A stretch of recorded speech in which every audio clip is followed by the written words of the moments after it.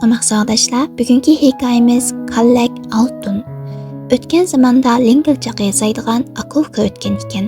Akasining iti Baqi, inisining iti Shasaqi ekan. Baqi inisi Shasaqining qilgan ishlarini yaratmaydi ekan.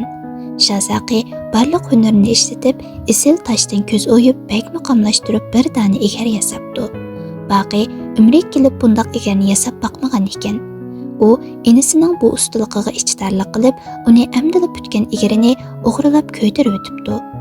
Shasaqi ko'yib ketgan egariga qarab bakmi ichinibdi. Lekin buningga amal tepibdi. Ko'yib kulga aylangan egarning kulni xaltaq qachlab podshohning oldiga beribdi. Ulug' podshohi olam, deb cho'ng ta'zim qilibdi Shasaqi. Otamdan qolgan bir xalta kepak oltin bor edi. Kallak oltinga tegishib beralimikin? deb huzurlariga kelibdim. Xazinachi, debdi podshoh. Mavini uyul oltinga tegishib bergin. Shasaqi xazinachi bilan xazinaga mangibdi. Xazinachi xazinaning eshigini ochib, "Mavi sanduqqa to'kib qo'y", deb po'lat bilan qoplangan sanduqni ko'rsatibdi. Shasaqi kulni pan bilan sanduqqa to'kib qo'yibdi. Beg'am xazinador sanduqqa qarab qo'ymasdan boshqa bir sanduqdan bir kallak oltin ilib Shasaqiga beribdi.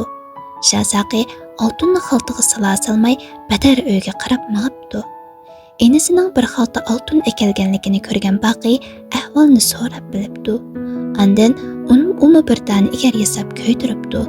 Kunini xaltaga sapdi-da, "Qaydasan kallak oltin?" deb podshohning o'rtasiga qarab mangibdi. Ulug' podshohi olam, dadamdan qolgan kepak oltinga kallak oltin tegishib beralimikin? deb egilib salom beribdi Baqi. "Jallod", deb vaqiribdi shoh. "Bizni aldab yurgan aldamchining beshini kes." "Voy men emas", deb tepechaklagan Baqini jallodlar so'rab yurib tarqatib, qilichlarini parqatib, o'ltirg'izib qo'yibdi. Andan bir bulutliq jallod qilich bilan uning beshini shartida ilib, gevdasini singayan qilib qo'yibdi. Xaltadagi kul oltinga aylanolmay, Baqimo enisini do'riyolmay asta qing'iyibdi. Uyg'ur xalq cho'chaklari.